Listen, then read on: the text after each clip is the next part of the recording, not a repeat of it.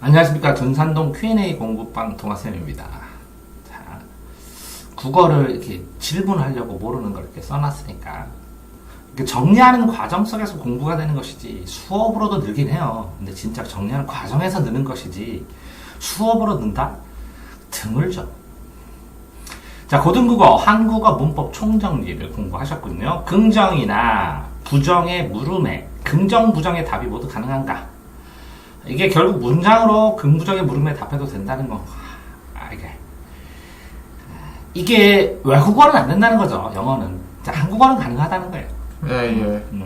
그러니까 한국어는 그 상황에 따라 판단을 하죠. 근데 영어는 이게 긍정대답, 부정대답 했을 때 부정대답은 뭘로 대답하고 긍정은 뭘로 대답하고 이렇게 정해져 있지만 한국어는 그냥 편안하게 답변을 하고 상황이 그래요. 그걸 구분하지 않는다는 거죠. 영어만 구분하지. 여기 왔니? 얘 왔어요. 여기 안 왔니? 얘 안 왔어요. 얘. 이렇게 틀렸다는 거죠. 얘 아니요. 이거 상관없다는 거죠.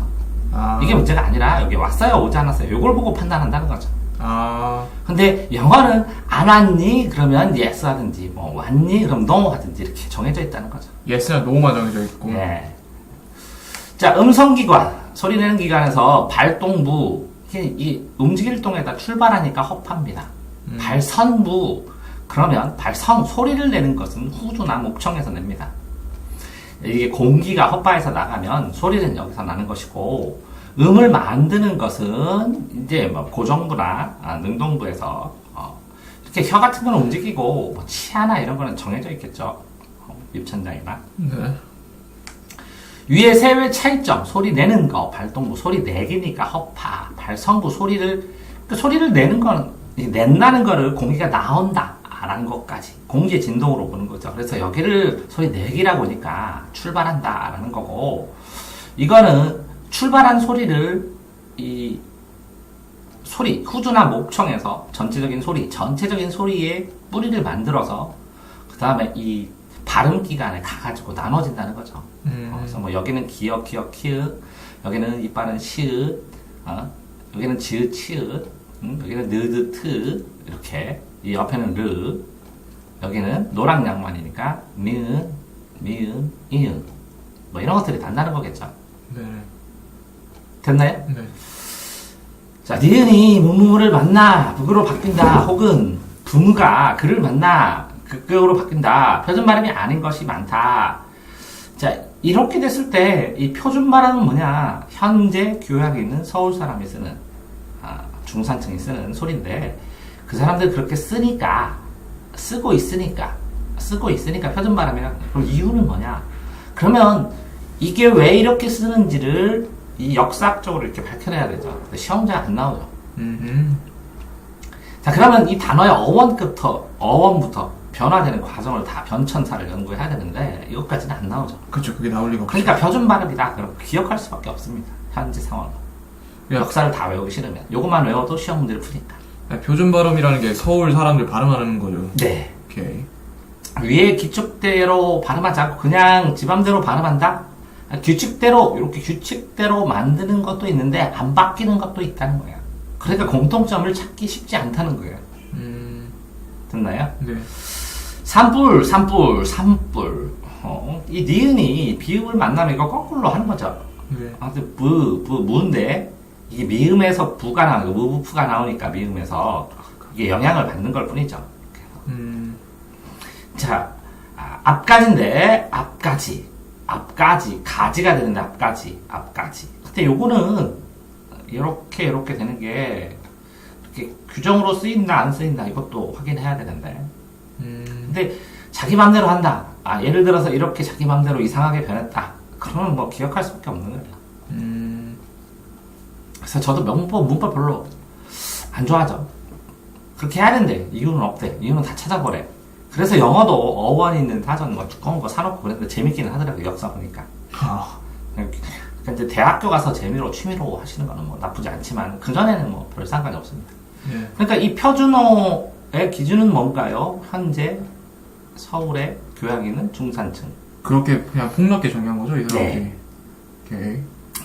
자, 그러니까 이렇게 되는데 이거를 모음 삼각도에서 찾아내야 훨씬 편하죠.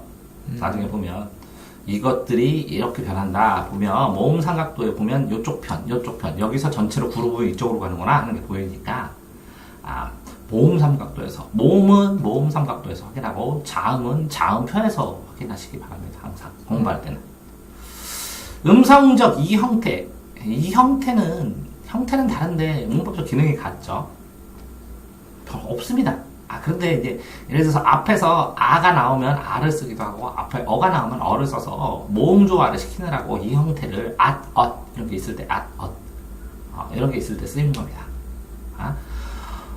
먹었다지 먹었다 이렇게 안 쓰잖아요. 그렇죠. 뭐니까 얻다가 쓰는 겁니다. 먹었다 먹었다가 아니라 됐나요? 네.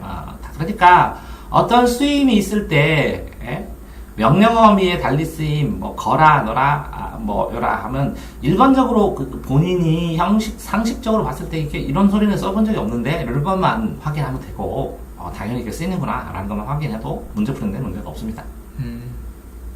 음성은 모자가 소규모 단위로 변하는 게 자모자입니다. 한국어는 자모자. 자모자에서 모음이 하나 쓰이고 이건 이런 겁니다. 자음 모음이 쓰고 이건 가입니다. 그 다음에 모자가 쓰입니다. 그러니까 안 이런 겁니다. 빈자리가 있으니까. 자, 이거는 뭐라고요? 만 이런 겁니다. 자모자. 이렇게 네 가지 있습니다. 자모, 모자, 자모자. 간단하죠? 네네. 자, 다음 거. 됐죠? 네. 시독해. 사랑스러운 추억.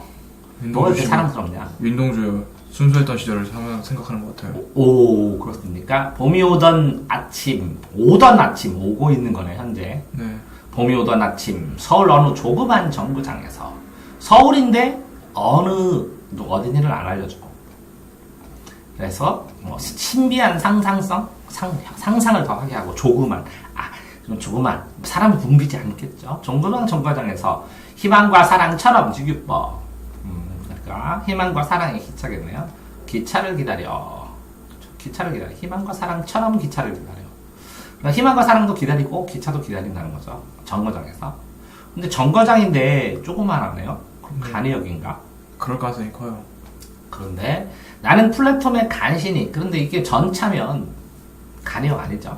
네. 전차 기차면. 나는 플랫폼에 간신히 그림자를 떨어뜨리고, 간신히 왔다는 거죠. 네. 그림자를 떨어뜨리고, 담배를 피웠다. 내 그림자는, 다 맞네요. 뭐 이것도 그럴 수도 있고, 이것도 할 수도 있고, 이것도 있을 수도 있고.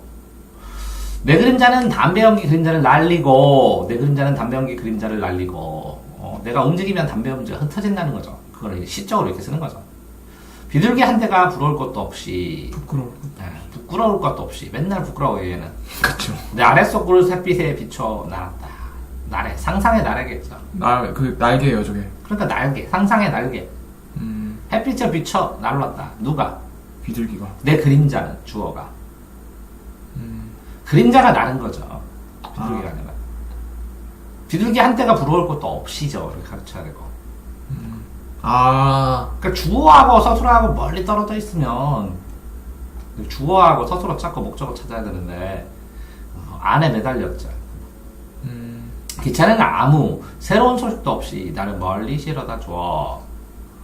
그러니까 멀리 갔다. 봄의 날에서 멀리 갔다 이렇게. 봄은 다 가고 동경국에. 동경은 일본까지 갔다는 거네요. 이때 어느 봄날에. 네. 조용한 하숙방. 1번 이렇게 다다미로 된 거, 이렇게 쫌쫌하게 이렇게 짜가지고 이렇게 짠 거 있는데 이게 하나가 6개가 있으면. 엊그저께 일본 가보니까 이렇게 돼 있더라고요. 이렇게 놓고, 어떻게 놨더라? 또 하나는 길게 이렇게 놓고, 6개를 놨는데, 이렇게, 1개, 2개 놓고, 이렇게 놨더라. 이게 1개, 2개.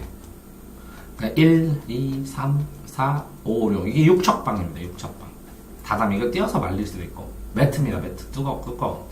옛날 거리에 남아있는 옛거리에 남아있는 희미한 나의 희망, 사랑처럼 희망과 사랑을 그리워하겠죠. 네.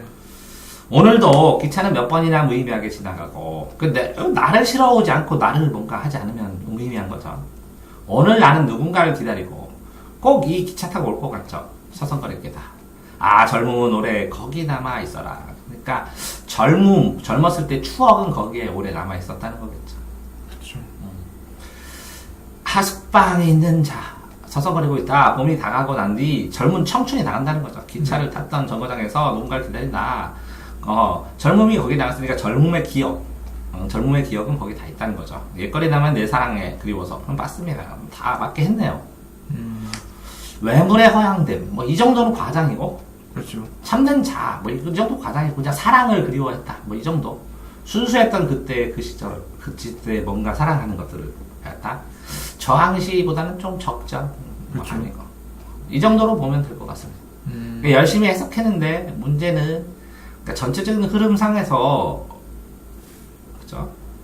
조금 먼저 기본적으로 한 다음에 그걸 추가로 해서 이게 저항실까? 이게 허황된 꿈일까? 이렇게 확장시켰어야 되는데 기본적인 해석하고 확장시킨 건 두 개를 한꺼번에 써놓으니까 이렇게 되겠죠. 아, 그러니까 기본을 한 다음에 추가로 응용 문제를 해야 되는데 기본하면서 맨날 그러죠. 옆에 있는 학생이 이 심화 문제까지 한꺼번에 하려고 그러죠. 오케이. 준산동 동아쌤입니다.